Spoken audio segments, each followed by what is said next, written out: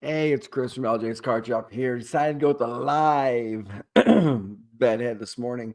Typically, I'd tape these at 6, 7 o'clock in the morning, right when I get up. But just had some other stuff to do today, so I decided to go live with it. And so that's what we're doing. See if anybody watches. If not, and we'll have a replay later. A couple things I want to dig into is, right now in the hobby, Top Series 1 just dropped. I think there's something like 81 parallels, but they got rid of the Mother's Day, the Father's Day, and the black parallels. Like those were some of the iconic people want those. I don't think anybody wants a spring training one. My buddy Kevin just sent me some pictures. He didn't even know what they were. Kevin collects Series 1. He's the most flagship person I know. And he's like, "Hey man, what parallel are these?" And there's just so many that it's hard to know these days. So I helped him out and did that. And brings me to my next point is I see online all the time is there are new collectors, there are old collectors, there are people who got back in during the COVID boom, who've been here since you were 6, going to your 14, and you got a girlfriend or a boyfriend, and you got a car and friends and fun. Then you're like, hey, I'm an adult with adult money. I'm going to go buy some stuff now. But there's a place for everybody. And if you're just starting out and you have questions, like I asked Mr. K Dub and Eloy the Goat so many questions, and Ivan and Ben and Vito and some of these other guys, just stuff I didn't know. And now I do. And there's still a ton of stuff I don't know. And luckily I have a boss who knows everything. And I don't mean that like sarcastically, like he knows more about this than any human being I've ever met. And it's crazy to learn from someone like that. And it's awesome too. Very humbling when you don't know crap and you you get told. Anyways, selling some marble masterpieces right now. I mean, these are some of the best looking cards out there. If you check out our eBay page, they're out there, and they're really good looking. Got a lot of vintage out there. And speaking of vintage, I'm selling some of these too. These are PSA. Do not hold her. Got sent back. And there's a whole discussion and in one of my Discord groups, like, oh, people who sell that are scammers. They do this, they alter the cards, they did that. And that's not always true. We bought these cards in a lot, like in an auction, and we sent every single one of the cards that we bought to PSA to get graded. I don't know, like 400 got graded, like 100 got sent back. So we are absolutely selling them and even showing pictures saying this card is altered. And this will be the third picture, like, front, a back, like a typical. And then this one.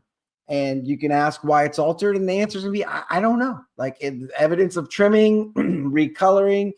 And the answer is going to be, hey, we bought these cards.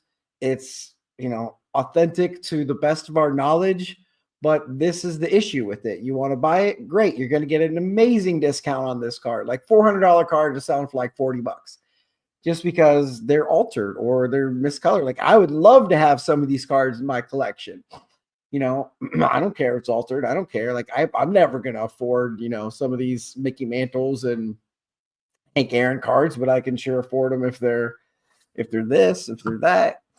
Ooh, someone's watching. Josh is watching. You get addicted to the cardboard. Crack takes a hold when you were young. Absolutely, man. Gets me to another point too. Jason Dardick, big collector down in Dallas.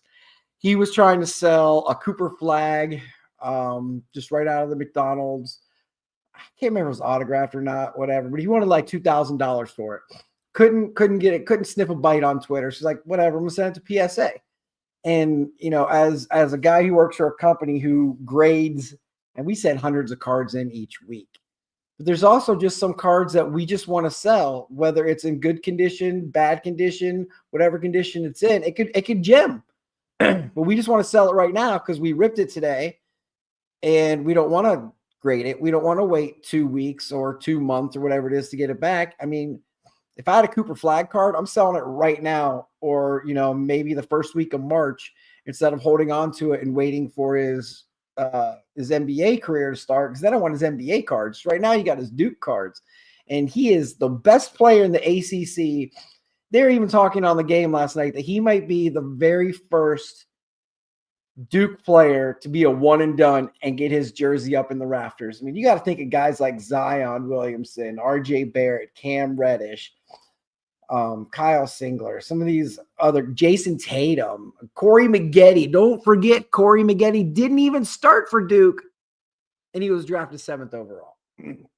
But it gets to the point where, you shouldn't write off Jason or us or anybody else saying, hey, they're selling us a damaged card. Like, I will show you every single picture that I can find. I will get out my little magnifying glass and my light and show you every inch of that card. And I know Jason would do the same thing if asked to sell you a card, because I'm not here to rip you off. He's not there to rip you off. You think we're going to risk $1 million company over a $2,000 card? You think Jason's going to risk his whole reputation and everything he's built down in Dallas for a $2,000 card? Like, absolutely not. Like, why? The thoughts that some people have, man. And now that Josh is on here, not Josh I work with Josh, my buddy, cards friend, wanted to talk about just some of the prices of cards that are being sold in some of these discords. It's like you just put a card out there and people say buy right away before they even have time to look to see if it's a good price, because they have a fear of someone else buying it. I sent him a card the other day, just a text message, hey, check out this card. It's like $120. He was like, cool. That's a PSA 9. I got a PSA 10 for $40. Well, Christian Laettner played 4 years. He didn't play 1 year, but he is the greatest Dookie of all time. I was talking about 1 year guys. But anyways, so it's just the card sold for like 120. It was on sale. I don't know if it sold for $120. And Josh is like, hey, I got that in a PSA 10 for, I don't know, like $18 2 years ago. And it's just some of these, like the Pokemon prices right now, like they're so high, I don't even understand. I want to get together mine and my daughter and my son's collections and see what cards they want to keep, what cards they want to sell, and then either sell them with LJs or take them to a local. We've got 3 or 4 Pokemon shops here in Columbus that, we're friendly with, that would give us a good deal. And that's part of it, that just, do I want to do the work to put into selling all these cards? Or do I just want to sell them and let someone else take some of the profit to do all the work?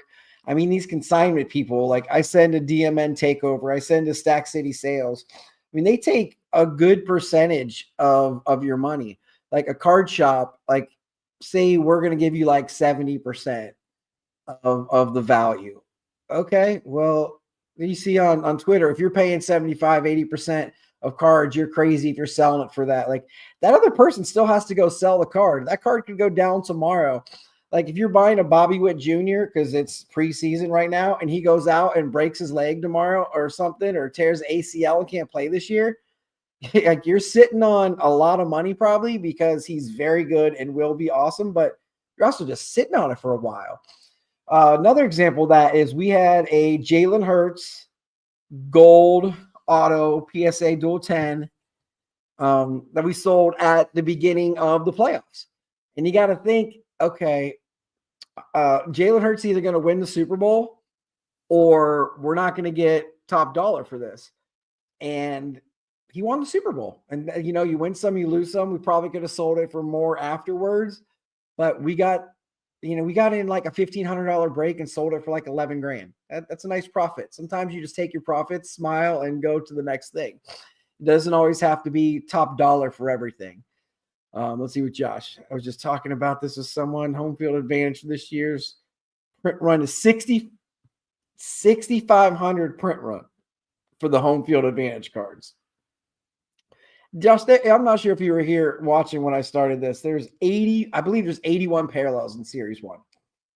That's just ridiculous, man. 81 parallels. I think Paul Skeens has more rookie cards than Mickey Mantle has total cards. But I try to keep this at 10 minutes. We're at 10 and a half. So I still have a lot more to talk about. So we'll be back tomorrow, definitely.